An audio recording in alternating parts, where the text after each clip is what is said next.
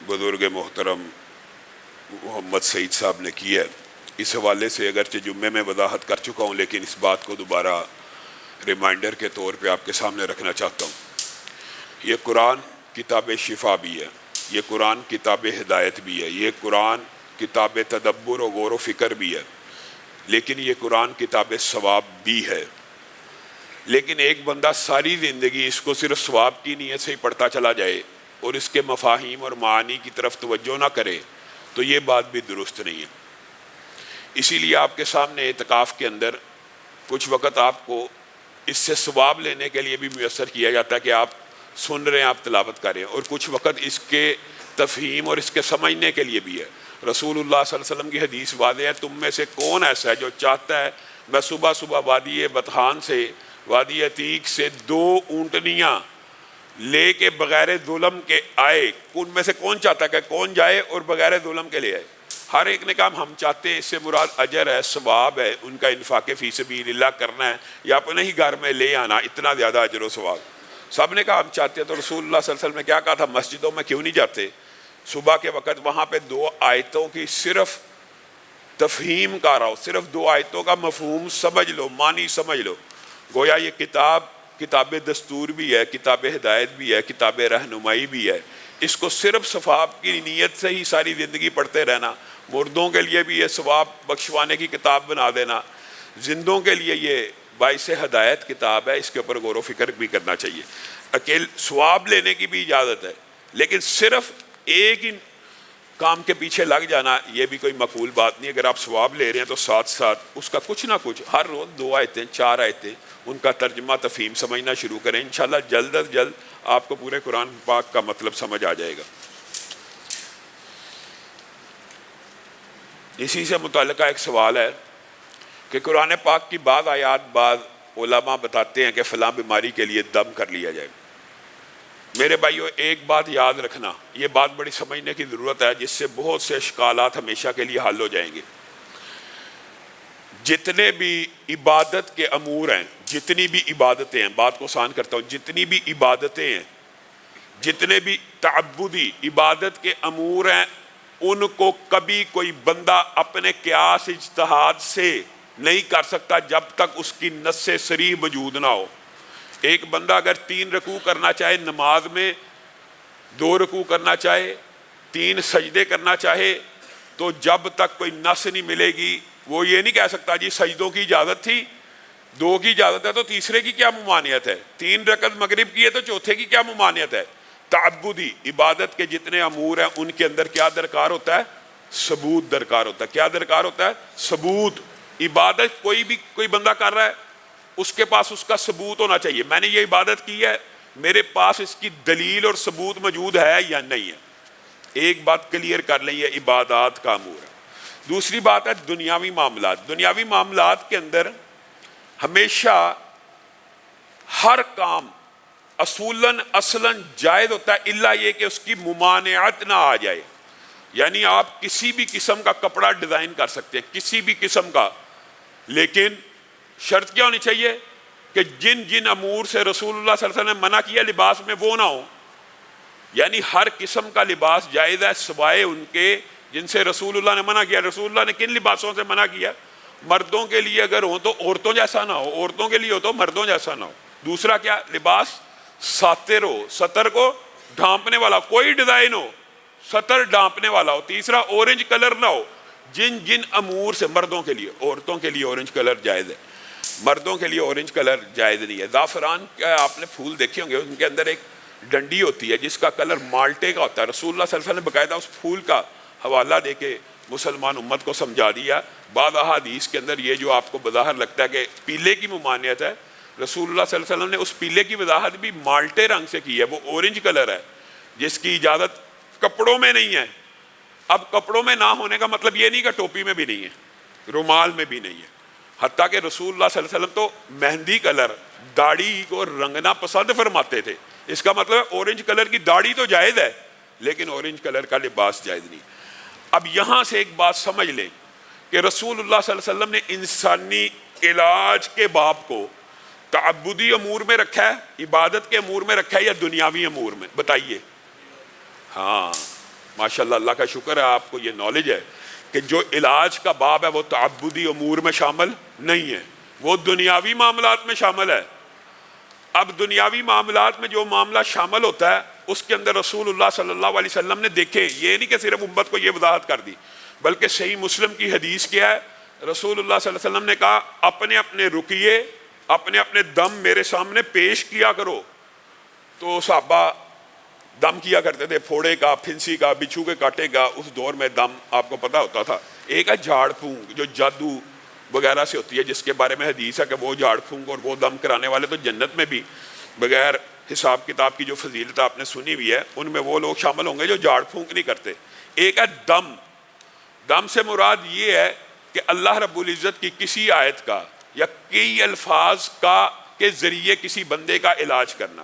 اس کے بارے میں رسول اللہ صلی اللہ علیہ وسلم کی حدیث صحیح مسلم میں کیا ہے کہ مجھے اپنے دم پیش کرو، اور رسول اللہ وہ دم سنا کرتے تھے، اور ان الفاظ میں اگر کوئی الفاظ شرکیہ ہوتے تھے رسول اللہ منع کر دیتے تھے، اور اگر شرکیہ نہیں تھے ہوتے تو اجازت دے دیتے ہیں۔ ما لم یکن فیہ شرک، رسول اللہ نے اس کے بعد پوری امت کے لیے کلیہ بنا دیا۔ جب دم وغیرہ صحابہ سمجھ گئے کہ یہ موقف ہے اسلام کا، تو اس کے بعد رسول اللہ نے ابلاغ عام کر دیا کہ ہر دم کر لیا کرو، ہر دم کر لیا کرو، ما لم یکن فیہ شرک، جب تک اس کے اندر شرک نہ ہو یا جب تک وہ مبہم نہ ہو۔ جس طرح آج کل مبہم الفاظ، ایسے ایسے الفاظ بولے جاتے ہیں نہ ہندی کے ہوتے ہیں، نہ اردو کے ہوتے ہیں، نہ عربی کے ہوتے ہیں، ان کا دم بھی جائز نہیں ہے، کیونکہ حدیث میں آ گیا کہ مبہم اور شرکیہ الفاظ کا دم جائز۔ اس کے علاوہ کوئی سورت فاتحہ پڑھ کے دم کرتا ہے، سورت بقرہ کی آیت پڑھ کے دم کرتا ہے، کوئی کسی بھی چیز کے آیت کے بارے میں دم کرتا ہے، یہ تجربہ اور مشاہدہ ہے۔ آپ ایمانداری سے بتائیے، ڈاکٹر آپ کو کہتا ہے 2 گولیاں کھا لو اس چیز کی، 1 انجیکشن لگا لو، آپ نے کبھی اس سے پوچھا یہ 2 گولیاں رسول اللہ صلی اللہ علیہ وسلم نے کبھی کھائی ہیں، یا انجیکشن کبھی لگوایا، یا ڈرپ کبھی لگوائی ہے؟ کیونکہ یہ دنیاوی امور ہیں، اس میں اصل میں حلت ہے، ہر چیز اس میں مباح ہے۔ اس میں کیا چیز نہیں ہونی چاہیے؟ شرک نہیں ہونا چاہیے، بس صرف شرک کی ممانعت ہے۔ اس لیے وہ سارے دم جو قرآنی آیات کے ہوں، احادیث کے ہوں، وہ کرنے جائز ہیں، بلکہ الفاظ کے دم جو غیر حدیث کے ہوں لیکن ان کے اندر تاثیر پائی جاتی ہو، مثال دے رہا ہوں، غیر، یہ آپ کی بات شاید سمجھنے مشکل، میں آسان کر دیتا ہوں، غیر حدیث غیر قرآن کا دم بھی ہوتا ہے۔ آج کل نفسیاتی ڈاکٹر ماہر نفسیات موجود ہوتے ہیں، بات کرنے میں مثال ذہن میں آ گئی ہے، آسان ہو جائے گی۔ وہ جو ان بچوں میں اعتماد کی کمی ہوتی ہے ان کو کیا کہہ رہے ہوتے ہیں، یا جن لوگوں میں اعتماد کی کمی ہوتی ہے ان کا علاج کس طرح آتا ہے؟ بیٹا آپ ٹھیک ہو، آپ بالکل ٹھیک ہو، آپ بہتر ہو، آپ بڑے مضبوط ہو، آپ بڑے طاقتور ہو۔ یہ الفاظ غیر قرآن غیر حدیث ہے، لیکن اس سے کیا ہو رہا ہے؟ بچے کا کانفیڈنس بلڈ ہو رہا ہوتا ہے، بچے کا کانفیڈنس بلڈ ہو رہا ہے ان الفاظ سے۔ یار آپ نے بڑی عمدہ گفتگو کی ہے، شاباش، ویل ڈن، یار آپ نے بڑا اچھا کام کیا ہے۔ ان الفاظ کا دم، یعنی یہ جو الفاظ کے ذریعے جسم کے اوپر اثرات ہیں، کسی کی آپ تعریف کریں، تشجیع کریں، کسی کو آپ سپورٹ کرنے کے لیے کریں، یا دیکھیں کہ اس بندے میں اس چیز کے بارے میں ہچکچاہٹ ہے اور اس نے آج یہ نیکی کا کام کر لیا ہے، آج اس کو ہم نے سپورٹ کرنا ہے، آپ اس کو جو الفاظ کہتے ہیں وہ غیر قرآن غیر حدیث بھی ہوں تو بھی ثابت ہے، بلکہ باعث ثواب اور اجر بن جاتے ہیں۔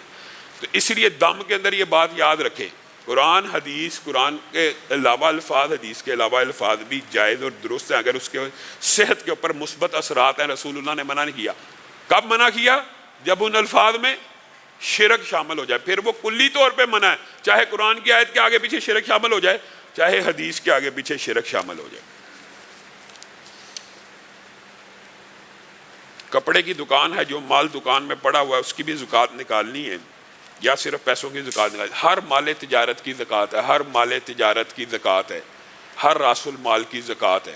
ایک آدمی کا کاروبار میں 2 کروڑ ہے، اس نے 2 کروڑ کے اوپر زکوٰۃ دینی ہے۔ ایک آدمی کی دکان میں 2 کروڑ کا مال پڑا ہوا ہے، اس نے 2 کروڑ کے مال کے اوپر بھی زکوٰۃ دینی ہے، وہ اس کا مال تجارت ہے، وہ اس کے پاس راس المال ہے۔ اور زکوٰۃ کا اصول ہی یہ ہے کہ مال تجارت، راس المال، کیش ان ہینڈ، اور جو آپ نے لوگوں سے قرض لینا ہے اس کے اوپر زکوٰۃ۔ ہاں، جو قرض مر چکا ہو، 3-4 سال سے مل نہیں رہا، اس کی زکوٰۃ ادا نہ بھی کریں تو کوئی حرج نہیں ہوتا، اور اس کی زکوٰۃ جب وہ مل جائے ایک ہی مرتبہ ادا کرنے سے زکوٰۃ ادا ہو جاتی ہے۔ 2.5%.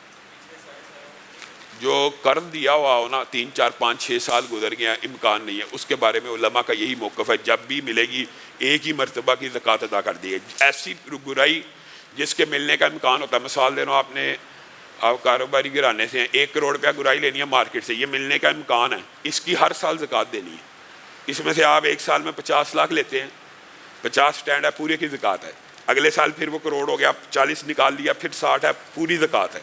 وہ گرائی جو آپ نے کسی دوست کو دی ہے 2 لاکھ 3 لاکھ 4 لاکھ 7 8 سال گزر گئے ہیں، اس نے واپس ہی نہیں کیا اور امکان بھی نہیں، اس کی زکوٰۃ کے بارے میں علماء کا موقف ہے جب وہ ملے گی اس کی 1 سال کی زکوٰۃ ادا کر دی جائے.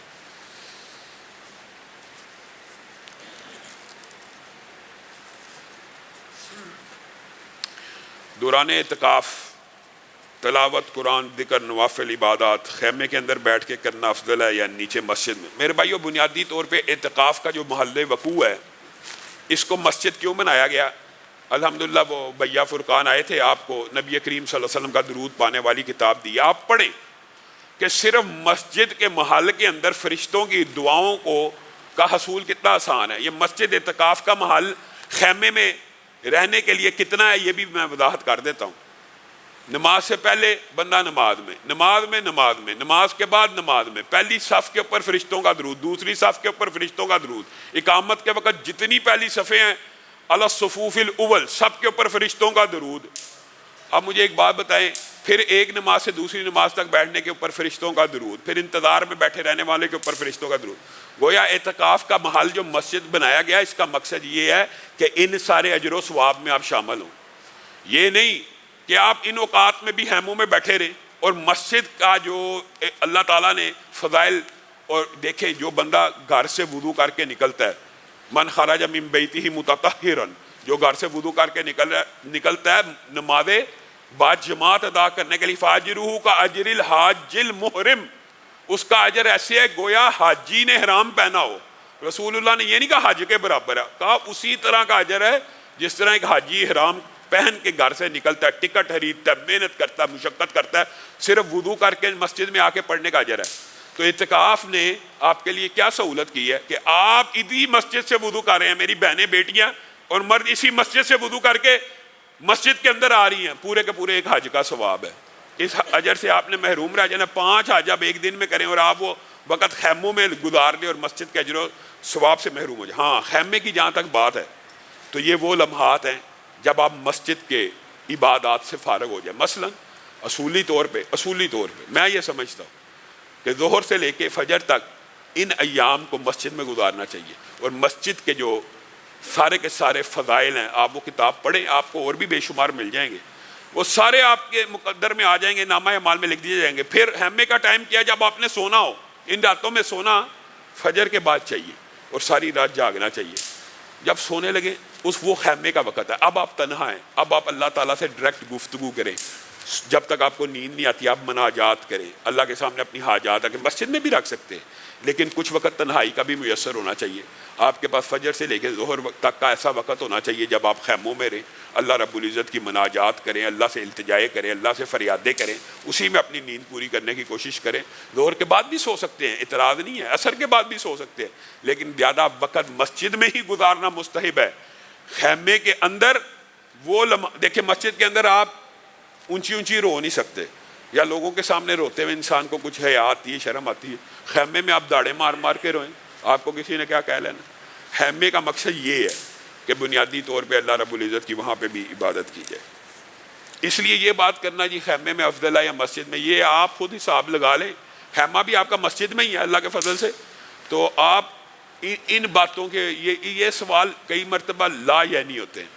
یہ وہی سوال ہے جی وہ کون سا پھل تھا جی حضرت آدم نے جو کھایا تھا، یہ پتہ بھی لگ جائے تو کیا پتہ لگے گا حضرت آدم نے کون سا پھل کھایا تھا جس سے وہ نکالے گئے. اگر اس بات کا پتہ لگ جائے کوئی ہمیں فرق پڑے گا؟ رتی برابر کا فرق، کوئی صحت پہ اثر ہی نہیں. اور لوگوں نے پوری کتابیں لکھی ہوئی.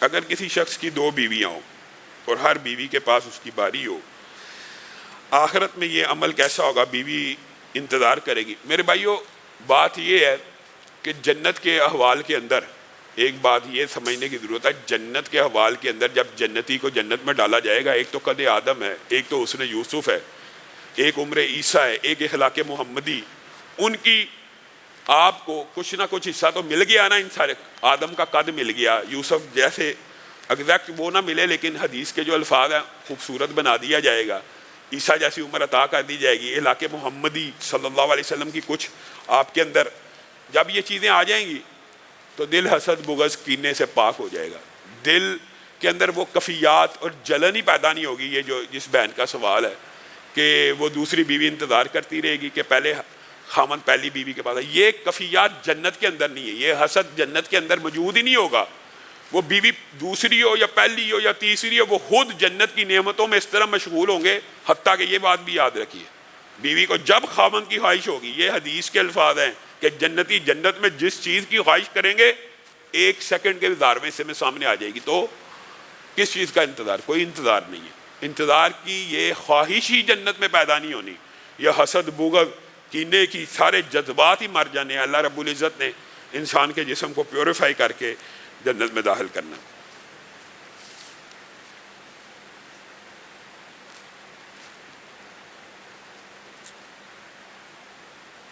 میں پہلے بہت اچھا پڑھتی تھی لیکن اب اچانک پڑھنے کو دل نہیں کرتا، کئی سال سے سوچ رہی ہوں کہ پیپر دوں لیکن پیپر بھی دے نہیں پاتی، کیا یہ حسد یا بری نظر کی وجہ سے ہو سکتا ہے؟ بنیادی طور کے اوپر کئی مرتبہ ہارمونل چینج انسانی زندگی کے اندر ایسے آتے ہیں، جب انسان بچی یا بچہ بالغ ہو رہا ہوتا ہے نا، اس کے جسم میں آپ یہ سمجھ لیں اللہ رب العزت کی طرف سے ایک آتش فشاں ہارمونل چینجز کا ایک سیزن چل رہا ہوتا ہے جو اس کی طبیعت کے اوپر اثر انداز ہوتا ہے۔ یہی وہ عمر ہوتی ہے جہاں پہ والدین کو تربیت کی سخت ضرورت ہوتی ہے، سخت ضرورت ہوتی ہے، اور یہی وہ وقت ہے جس وقت بچہ اور بچی ایجیٹیشن، غصے اور چڑچڑاہٹ کا شکار ہوتے ہیں۔ اس عمر کو والدین کو بڑی اچھی طریقے سے بچوں کو مینج کرنے کا، اسلامی تربیت کا پوری کتابیں موجود ہیں۔ ڈاکٹر فضل اللہ کی خاص طور پہ ایک کتاب ہے والدین کے حوالے سے اور بچوں کے احتساب کے حوالے سے، اور بچوں کی تربیت کیسی کریں۔ آپ سب ساتھیوں کو چاہیے کہ ان کتابوں کا بھی مطالعہ کیا کریں۔ تو یہ ایک نیچرل پروسیس بھی ہے، ضروری نہیں ہے کہ بچی کو نظر لگ گئی ہے یا بچے کو نظر لگ گئی اگر اس ایج میں، ہاں اگر بڑی ایج میں پہلے بڑا لائق تھا، ذہین تھا، میٹرک میں ایف ایس سی میں بڑے اچھے نمبر آئے تھے اور اب اس کے نمبر نہیں آ رہے، پھر نظر لگنے کا امکان بھی ہے۔ لیکن اگر آپ حفاظت کے جو وظائف ہیں، یہ بار چارٹ لگا ہوا ہے، اس کے اندر لا الہ الا اللہ وحدہ لا شریک لہ لہ الملک ولہ الحمد وہو علی کل شیء قدیر، اعوذ بکلمات اللہ اور بسم اللہ الذی لا یضر، آیت الکرسی، یہ حفاظت کے 4 بہترین وظیفے ہیں اور 4 کل حفاظت کے بہترین وظائف۔ اگر آپ یہ وظائف کرتے رہیں گے آپ نظر سے حسد سے بچ جائیں گے۔ علی بتہ جو پڑھائی میں دل لگانے کی مجرب ترین دعا ہے نا، وہ یہ ہے ربی شرح لی صدری ویسر لی امری واحلل عقدۃ من لسانی، ربی شرح لی صدری ویسر لی امری واحلل عقدۃ من لسانی۔ سورۃ فاتحہ کے ساتھ ساتھ یہ پڑھتے جائیں۔ جس بچے بچی کا پڑھائی میں دل نہیں لگتا یا والدین سمجھتے ہیں کہ بچہ بچی پڑھائی میں دل نہیں لگا رہے، تو ان کے اوپر ان آیات کا کثرت سے دم کریں، انشاءاللہ فاقہ ہوگا۔ کیا فوت شدگان کا بھی فطرانہ دیا جاتا ہے؟ فطرانہ میرے بھائیو ہر مسلمان کے اوپر واجب اور فرض ہے۔ فطرانہ اس کے اوپر بھی واجب اور فرض ہے جس نے اکٹھا کرنا ہے، جس کو آپ نے دینا نا اس نے بھی آگے سے فطرانہ دینا ہے۔ البتہ فرق یہ ہے کہ وہ لے گا 10 20 40 افراد سے اور دے گا صرف اپنے گھر کا۔ ہر مسلمان مرد عورت بچے بڑے کے اوپر فطرانہ، فوت شدہ کے اوپر فطرانہ نہیں ہے۔ میرے والدین فوت ہو گئے میں ان کی طرف فطرانہ دوں، نہیں، آپ ان کی طرف سے صدقہ دیں، آپ ان کی طرف سے مالی صدقہ جتنا جی چاہے دے دیں۔ یہ نیت کر کے بھی دیا جا سکتا ہے کہ میرے والدین کی اگر روزوں میں کوئی کمی کوتاہی تھی، جو فطرانے کی نیت ہوتی ہے، یہ نیت کی جا سکتی ہے کہ ان کی کمی کوتاہی اللہ تعالیٰ جتنی بھی ہے، میں یہ 1000 روپیہ دے رہا ہوں، 2000 روپیہ دے رہا ہوں اپنے والدین کی طرف سے، یہ دینا جائز ہے، اس میں کسی بھی قسم کی کوئی قباحت اور اچنبے کی بات نہیں ہے۔ لیکن بنیادی طور پہ فطرانہ، ہاں یہ بات آئی ہے تو یہ بھی سمجھ لیں کہ فطرانہ گھر کے مستقل ملازم کی طرف سے بھی آپ نے ادا کرنا ہے۔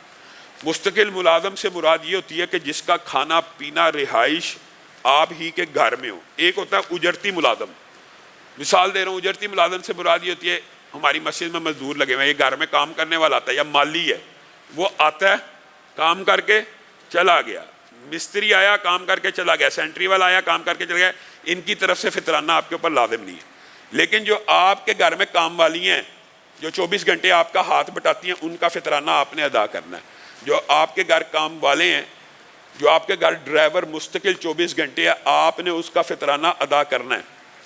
اسی طرح فیکٹری کے جو اجرتی ملازم ہیں، ان کے اوپر ان کا فطرانہ آپ نے نہیں دینا، 12 گھنٹے کی جاب کی چلے گی. کارپوریشن کے ملازم ہیں، جاب کی اجرت کے جو ملازم ہیں، ڈیلی بیسس کے اوپر یا ماہانہ بیسس کے اوپر آپ نے ان کی طرف فطرانہ نہیں دینا. لیکن اگر آپ نے وہاں پہ کوئی چوکیدار رکھا ہوا ہے جو آپ کے کام کی ہر وقت نگرانی کر رہا ہے، تو آپ نے اس کی طرف سے فطرانے کو ادا کرنا ہے. اس کویسچن میں تھوڑا سا ایڈ کرنا ہے کہ اگر کوئی بچہ میرے پاس پڑھنے آیا، وہ عید کے لیے ہفتہ 10 دن پہلے اپنے گھر چلا جاتا ہے، تو اس کا فطرانہ میں دوں یا وہ اپنے گھر دوں؟ جو انسان کا سکول ہے، اس کے اندر بچے پڑھتے ہیں یا ٹیوشن سینٹر ہے، ان کی طرف سے فطرانہ نہیں ہے. وہ چاہے وہاں پہ رہیں بھی تو فطرانہ آپ نے ادا نہیں کرنا.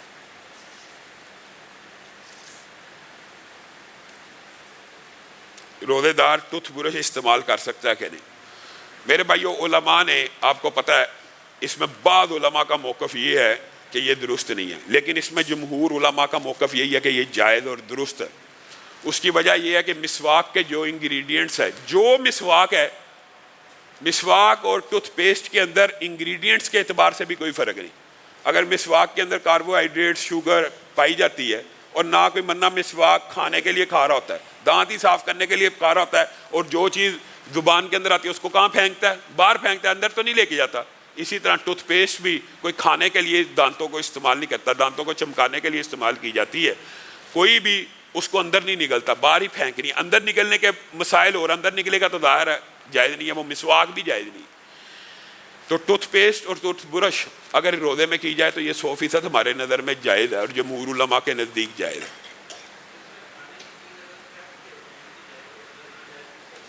جو روزے دار کے لیے کھانا پکا رہا ہے، اس کے لیے صحیح حدیث کے الفاظ ہیں. مثلاً اس ادارے کا باورچی ہے یا گھر کی خاتون ہے، اس نے گھر والوں کے لیے کھانا پکانا ہے. اب وہ افطاری کے وقت انسان پورے دن کا بھوکا ہوا ہے، نمک زیادہ ہو گیا، مرچ زیادہ ہو گئی، ویسے ہی چڑچڑاہٹ شروع ہو گئی. وہ جو دعا کا وقت ہے، ایک دوسرے کو دعائیں دینے کا وقت ہے، وہ لڑائی جھگڑے میں گزر جائے. تو رسول اللہ صلی اللہ علیہ وسلم نے انسانی فطرت کے عین مطابق ان چیزوں کی اجازت دی ہے کہ گھر کی خاتون ہو یا کوئی بھی باورچی جس نے روزے داروں کو کھانا کھلانا ہو، اس کے اوپر اللہ تعالیٰ نے یہ آسانی کی ہے کہ وہ کھانے کو چکھ بھی سکتا ہے، نگل نہیں سکتا. زبان پہ رکھے گا، اس کو پتہ لگ جائے گا نمک زیادہ ہے، مرچ زیادہ ہے، یہاں پہ زبان پہ لگائے گا. یہ صحیح حدیث سے اس بات کی اجازت موجود ہے گھر کی عورتوں. لیکن اس کا مطلب یہ نہیں ہے کہ روح افزا بنایا اور پی لیا، صرف چکھنے تک کی بات ہے.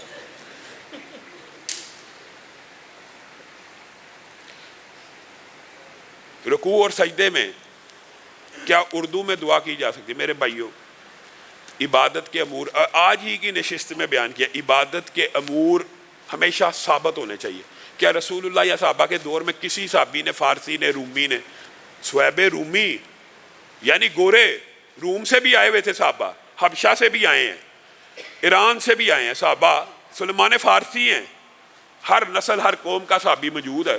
کیا کسی نے آج تک یہ کہا میں نے فارسی میں دعا کرنی ہے، میں نے انگریزی میں دعا کرنی ہے، یا میں نے سجدے رکوع میں؟ عربی میں ہی دعا ہونی ہے سجدے رکوع کے اندر. ہاں، جو غیر نماز کا سجدہ ہے، غیر نفل کا سجدہ ہے، اس کے اندر آپ اردو میں گڑ گڑا کے، رو کے، جس طرح مرضی دعا کریں گے. سجدے نمازوں کے علاوہ بھی ہیں، رکوع بھی نمازوں کے علاوہ بھی ہیں، لیکن ہماری عادت نہیں ہے، ہماری پریکٹس نہیں ہے. ان کے اندر آپ اردو میں بے شمار دعائیں کریں. آپ نے ضرور نفل کے اندر یہ اردو میں دعا کرنی ہے. اور عربی کی جتنی بھی دعائیں ہیں، جیسی بھی دعائیں آپ وہ یاد کریں، عربی زبان میں وہ دعائیں مانگنے کی اجازت ہے. اور وہ رسول اللہ صلی اللہ علیہ وسلم نے دی ہوئی ہے کہ سجدوں کے اندر جس طرح مرضی اپنے رب سے دعا کرو، اور تشہد کے اندر جتنی مرضی اور جیسی دعا جو ہو، لیکن زبان عربی میں.